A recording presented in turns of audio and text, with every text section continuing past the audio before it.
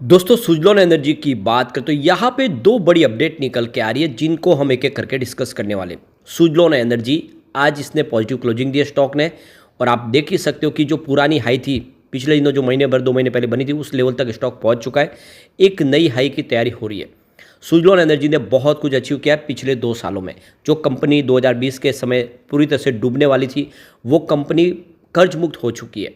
तो क्या ऐसे में ये स्टॉक वाकई में मल्टीबैगर बन सकता है? क्योंकि एक समय इस कंपनी के वारे न्यारे थे, काफ़ी अच्छा इसका बिजनेस था और इसकी प्राइस भी 400 के आसपास थी। क्या निकट भविष्य में उस लेवल तक स्टॉक जा सकता है? समझने की कोशिश करेंगे इस वीडियो के माध्यम से।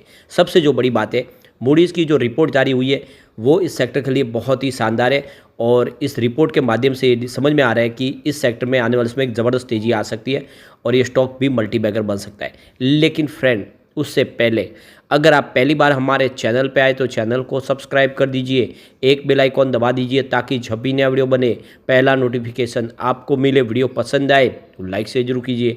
चलो फ्रेंड्स, वीडियो स्टार्ट करते हैं। मैं हूँ आपका दोस्त एस बी दवे और हमारे अपने चैनल ऑनलाइन कमाई में आपका बहुत बहुत स्वागत है। तो पिछले दिनों जो गिरावट का माहौल बना था रिजल्ट के बाद, आप देखें तो बाजार क्रैश कर गया था, उसकी भरपाई शुरू हो चुकी है। कल बाजार में शानदार हमने रिकवरी देखी और आज फिर से बाजार ने अच्छी खासी पॉजिटिव क्लोजिंग दी है, यानी जो लॉस हो रहा था वो धीरे धीरे रिकवर हो रहा है। आज निफ्टी एनर्जी में अच्छी खासी तेज़ी थी। 39,339 के स्तर पे 627 पॉइंट की तेज़ी देखने को मिली, यानी 1.62% दौड़ा निफ्टी एनर्जी। और सुजलॉन में भी काफ़ी अच्छी तेज़ी देखने को मिली। तो यहाँ पे देख सकते हो कि सुजलॉन एनर्जी के स्टॉक की शुरुआत आज 49.45 के आसपास इसने शुरुआत की। इंट्राडे में 50.50 का इसने हाई बनाया, यानी 50.5 तक स्टॉक पहुंच गया। जो इसकी पुरानी हाई थी महीने भर पहले उस लेवल को आज इसने टच किया। जो लो है दिन का वो 48.50 का, यानी कल के लेवल के आसपास स्टॉक पहुंचा। अच्छी बात यह है कि पूरे दिन में गिरावट इस स्टॉक के अंदर बिल्कुल नहीं हुई, यानी इस लेवल पे खरीदारी काफ़ी अच्छी हो रही है, स्टॉक मजबूत लग रहा है। और क्लोजिंग 49.80 के आसपास रही है, जहाँ पे 2.79% की अच्छी खासी तेज़ी देखने को मिली। तो आप देख ही सकते हो कि स्टॉक काफ़ी मजबूत है। अब ये इसका जो आप देख आज का जो हाई बना वो 50.50 का, और इसका जो भी रिसेंटली जो हाई बना था वो 52.10 का था। जब एग्जिट पोल के नतीजे दिखाए थे हमारे सामने उसमें बाजार दौड़ा, ये 52 तक पहुंचा था। लेकिन जो पुरानी हाई थी इसकी वो 50 के आसपास थी और उस लेवल पे स्टॉक आज ऑलरेडी पहुंच चुका है। तो कोई चिंता की बात नहीं है, इसने लोगों को नुकसान नहीं दिया, नहीं ही लोगों को मायूस किया है। स्टॉक मजबूत लग रहा है इस लेवल पे अभी इस समय।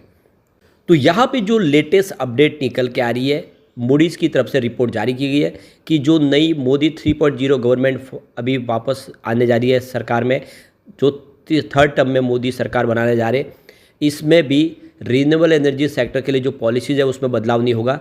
वो पॉलिसियाँ ऐसे ही जारी रहेगी और सरकार पावर सेक्टर के लिए अपना पूरा योगदान रखेंगे और जो गोल सेट किया उसको पूरा करने की कोशिश करेंगे। ये मूडीज़ का कहना है। नहीं, सरकार इलेक्ट्रिसिटी ट्रांसमिशन हो या फिर रिन्यूएबल एनर्जी की कैपेसिटी को बढ़ाने के जो भी उनके जो आगे के उनके जो टारगेट सेट किए हो वो बने रहेंगे। तो आने वाले 7 सालों में सरकार इस सेक्टर पे बहुत सारा फोकस करने वाली है, बहुत सारा इन्वेस्टमेंट इस तरफ आने की संभावना बनेगी। तो सबसे जो बड़ी बात है कि जो इलेक्ट्रिसिटी कंजम्पशन है वो 5 से लेकर 6% एनुअल ग्रोथ के साथ बढ़ रहा है, और इसीलिए कैपेसिटी को बढ़ाने की ज़रूरत है। क्योंकि अगर जिस तरह से पावर कंजम्पशन बढ़ रहा है, इलेक्ट्रिसिटी की डिमांड बढ़ रही है, तो उसको पूरा भी करना होगा। तो कहने का मतलब है कि रिन्यूएबल सेक्टर को तो यहाँ पे सरकार सपोर्ट करेगी, साथ में कोल बेस्ड पावर प्लांट की कैपेसिटी को भी बढ़ाने की कोशिश की जाएगी। तो मूडीज का कहना है कि आने वाले 3 सालों में जो रिन्यूएबल सेक्टर की कंपनी है उनको काफ़ी ज़्यादा फंड की जरूरत पड़ेगी, और सरकार इसके लिए कोशिश शुरू करेगी और आने वाले समय भी इस सेक्टर को सपोर्ट पूरा मिलेगा। पॉलिसी जो बनाई जाएगी इस सेक्टर के फेवरेबल रहेगी, और रिन्यूएबल सेक्टर के लिए जो भी सपने हैं वो पूरे होते हुए दिखाई देंगे। सरकार इसमें कोई कटौती नहीं करेगी। 2030 तक के लिए 500 गीगावाट की कैपेसिटी को पाने का लक्ष्य रखा गया है रिन्यूएबल एनर्जी के माध्यम से। तो 44 गीगावाट की कैपेसिटी हर साल ऐड करना होगा, और इसके लिए $190 बिलियन से लेकर $215 बिलियन के इन्वेस्टमेंट की जरूरत पड़ेगी। इसके अलावा $150 बिलियन से लेकर $170 बिलियन की जरूरत पड़ेगी ट्रांसमिशन, इलेक्ट्रिसिटी ट्रांसमिशन और डिस्ट्रीब्यूशन के लिए, इसके अलावा एनर्जी स्टोरेज के लिए। तो ये आने वाले समय प्राइवेट प्लेयर भी इसमें निवेश को तैयार है।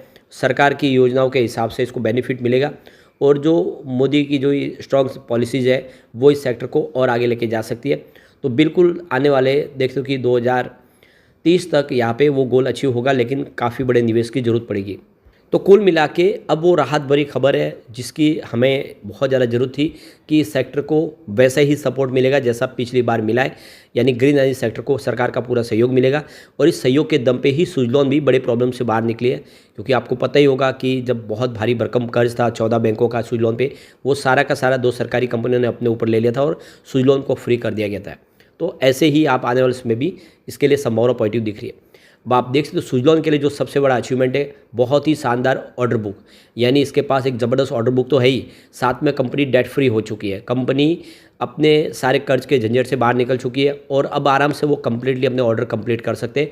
अगर उनको और पैसे की जरूरत होगी तो बाजार से उठा सकते हैं, क्योंकि अब उनके पास कोई कर्ज नहीं है। ऐसे में कंपनी फ्रेश जो भी है इन्वेस्टमेंट बाजार से लेके फंड लेके अपने ऑर्डर कंप्लीट कर सकती है। लगातार उनको ऑर्डर मिल रहे हैं। इस मई महीने में 3 बड़े ऑर्डर मिले, जिसको ऑलरेडी हमने पिछले वीडियो में भी डिस्कस भी किया है। और कारोबार में जिस तरह से तेज़ी देखी, उसका असर भी देखने को मिला कि पिछले 1 साल में ही 300% से ज़्यादा का शानदार रिटर्न दिया स्टॉक ने।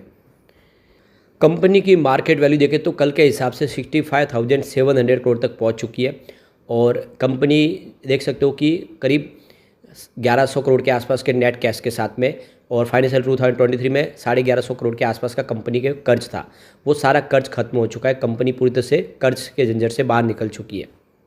सुजलॉन मार्केट में 2005 में आई थी। आप देखो लिस्टिंग के समय यहाँ पे इन्होंने पब्लिक इशू के माध्यम से 1500 करोड़ रुपीज़ इन्होंने इकट्ठे किए थे, और उसके बाद देखें तो बिजनेस इनका बढ़ना शुरू हुआ था। लेकिन आप देख सकते हो कि 2007-8 के बाद इन्होंने कुछ विदेशों में कंपनियों का अधिग्रहण भी किया, जर्मनी वगैरह में बिजनेस बढ़ने लगा और कंपनी का कारोबार पटरी पे आया। और आप देख सकते हो कि इसका जो मार्केट कैप था वो 68,000 करोड़ तक पहुंच गया था। लेकिन 2010 में जब मार्केट में गिरावट की संभावना बनी 2008 के बाद, अगर आप देख सकते हो तो इसका जो मार्केट कैप था वो 68,000 करोड़ से गिर के 8,000 करोड़ के आसपास आ गया था। अब आप समझ सकते हो कि वो 68,000 करोड़ का जो मार्केट कैप था वो इसने फिर से पा लिया है काफ़ी समय के बाद। तो कंपनी उस पोजीशन पे फिर पहुंच चुकी है। लेकिन आपको ये ध्यान होना चाहिए कि 2015 में कंपनी 17,800 करोड़ के भारी भरकम कर्ज में डूब गई थी और बिल्कुल डूबने की कगार पे थी 2015 में।